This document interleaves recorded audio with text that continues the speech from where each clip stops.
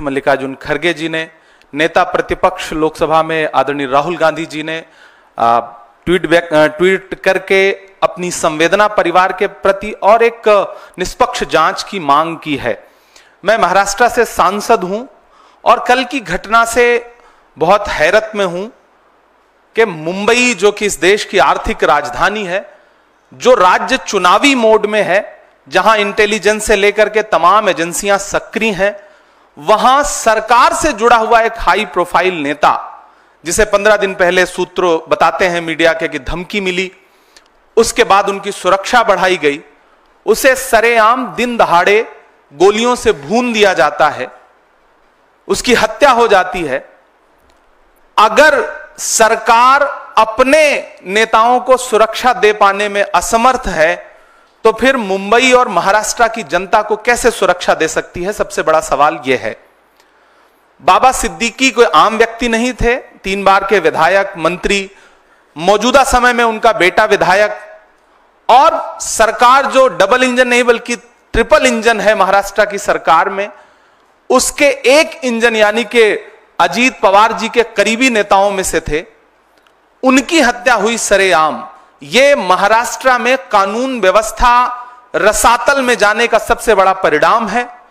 इसकी जिम्मेदारी सीधे सीधे भाजपा के देवेंद्र फडणवीस जी की है।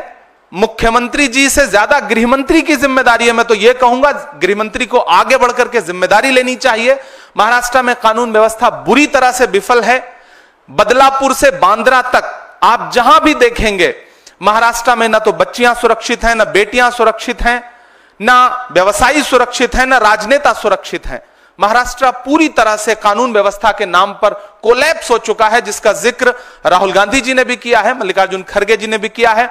हम कांग्रेस पार्टी की तरफ से एक निष्पक्ष जांच की मांग करते हैं, पारदर्शी जांच की मांग करते हैं, ताकि अलग अलग कहानियों के बजाय जो सच्ची बात है वो निकल करके सामने आ सके और जो इसके दोषी हैं उन्हें सजा मिल सके। बहुत दुखद घटना है। मुंबई और महाराष्ट्र के लोग डरे हुए हैं इस घटना से। लगातार लोग जो फीडबैक दे रहे हैं, जो उनकी सूचनाएं आ रही हैं, फोन कर रहे हैं कि इस घटना ने उन्हें चौंका दिया है। और पुलिस पूरी तरह से, जिस दिन सड़क पर हो, दशहरे का दिन है, त्योहार का दिन है, जिस दिन सुरक्षा व्यवस्था बहुत ज्यादा सड़कों पर होती है, पुलिस के हाथ में पूरी तरह से सुरक्षा व्यवस्था होती है, सजग होती है पुलिस, उस दिन इस तरह की घटना होना, हत्यारे रेकी करते हैं, रेकी करने के बाद हत्या करते हैं, खुलेआम चैलेंज करके हत्या करते हैं। यह सरकार के इकबाल पर गोली चलाई गई है, कानून व्यवस्था के इकबाल पर गोली चलाई गई है और अंततोगत्वा हत्या हो गई। पुलिस रोक पाने में नाकाम रही। तो मुझे लगता है कि महाराष्ट्र के गृहमंत्री को जिम्मेदारी लेनी चाहिए, उन्हें इस्तीफा देना चाहिए। महाराष्ट्र की जनता यह कह रही है और कांग्रेस पार्टी की तरफ से हम यह डिमांड करते हैं कि एक निष्पक्ष कमेटी बनाइए, जांच, जल्द से जल्द जांच रिपोर्ट महाराष्ट्र के सामने, देश के सामने आए, ताकि महाराष्ट्र के लोगों का डर खत्म हो सके।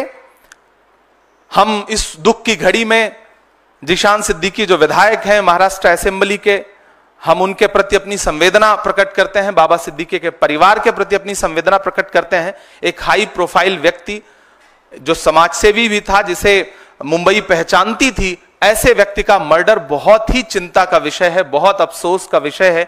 हम दुख प्रकट करते हैं। आपके सवाल आमंत्रित हैं, अगर सवाल हो तो। जी।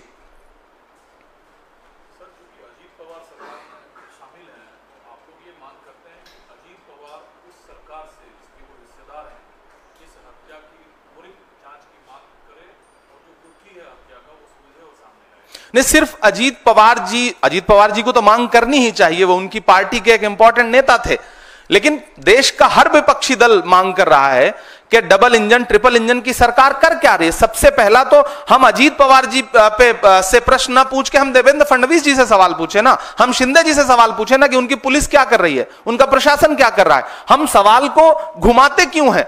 हमें तो सीधे सीधे महाराष्ट्र की सरकार से, वहां के गृहमंत्री से सवाल पूछना है कि कैसे हत्या हुई, बाकायदा चैलेंज करके हत्या हुई। तो ये तो सीधे सीधे आपकी जिम्मेदारी, आगे बढ़िए, जवाबदेही लीजिए। अजीत पवार जी सवाल पूछे ही पूछे, हम सारे लोग सवाल पूछ रहे हैं, मीडिया भी सवाल पूछे कि अगर जंगल राज ये नहीं है तो फिर जंगल राज किसे कहते हैं?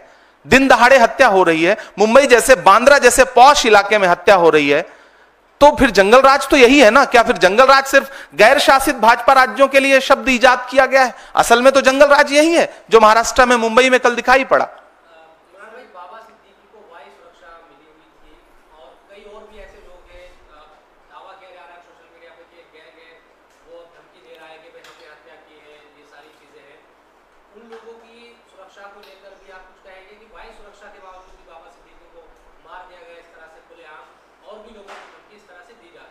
नहीं, सबसे पहले तो मुंबई के आम जनता, मुंबई कर जो है, उनकी सुरक्षा की चिंता है इस घटना के बाद, कि जब इतना हाई प्रोफाइल नेता चैलेंज करके मार दिया जाता है तो आम आदमी का वहां पे क्या हश्र होगा, आम मुंबई कर क्या सोच रहा होगा, उसकी सुरक्षा कैसे करेगी महाराष्ट्र की सरकार? पुणे गैंगरेप हो, बदलापुर की घटना हो, या फिर थाने के अंदर घुस करके गोलीबारी करना हो, या फिर लाइव फेसबुक पर गोली मारना हो, महाराष्ट्र में ये घटनाएं हुई है पिछले कुछ महीने में।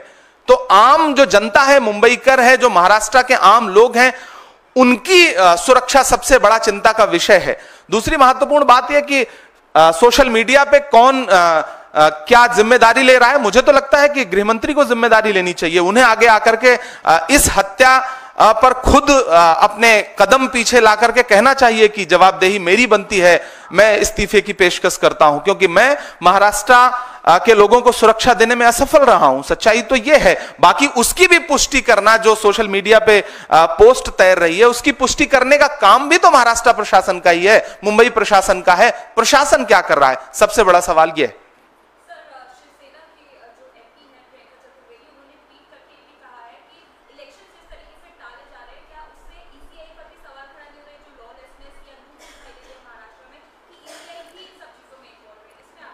देखिए, मुख्य चुनाव आयुक्त महोदय मुंबई का दौरा करते हैं, महाराष्ट्र का दौरा करते हैं। मुख्य चुनाव आयुक्त टीम के साथ अगर किसी राज्य में जा रहे हैं तो इसका मतलब इलेक्शन मोड में है राज्य, सारी एजेंसियां सक्रिय हैं, सारी एजेंसियां इलेक्शन मोड में हैं। ऐसे में जब सारी एजेंसियां सक्रिय हैं, उसके बाद इतनी बड़ी घटना हो रही है, तो यह तो बहुत बड़ा सवालिया निशान है, न सिर्फ राज्य के प्रशासन पर बल्कि केंद्र के प्रशासन पर भी बहुत बड़ा सवालिया निशान है।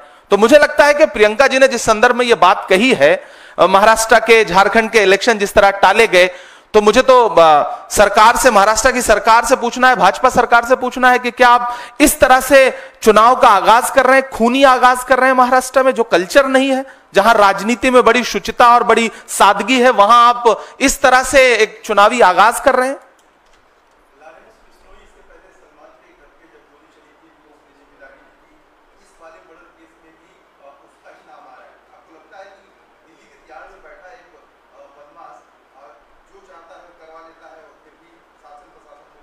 मुझे लगता है कि देश के गृह मंत्री से सवाल पूछा जाना चाहिए, अमित शाह जी से यह सवाल पूछा जाना चाहिए, महाराष्ट्र के गृह मंत्री से यह सवाल पूछा जाना चाहिए कि अगर कोई इस तरह से आगे आके जिम्मेदारी लेना है जिसकी सत्यता अभी तक सामने नहीं आई है, घरों की राख फिर देखेंगे, पहले देखना यह है घरों को फूंक देने का इशारा कौन करता है, तो इसके पीछे असली कहानी क्या है वो देश के सामने तब आए जब जांच एजेंसियां एक कमेटी बना करके निष्पक्ष जांच रिपोर्ट देश के सामने रखें, तब मुझे लगता है कि ज्यादा बेहतर जांच और पारदर्शिता सामने आ सकेगी। अभी तो सबसे बड़ा सवाल, अगर कोई जिम्मेदारी ले रहा है तो सबसे बड़ा सवाल देश के गृह मंत्री का है कि किसी बाहर बैठ के, किसी दूसरे राज्य की जेल में बैठ के कोई इतनी बड़ी घटना अंजाम दे रहा है, तो गृह मंत्री से सवाल है, दोनों गृह मंत्रियों की जवाबदेही है। Thank you.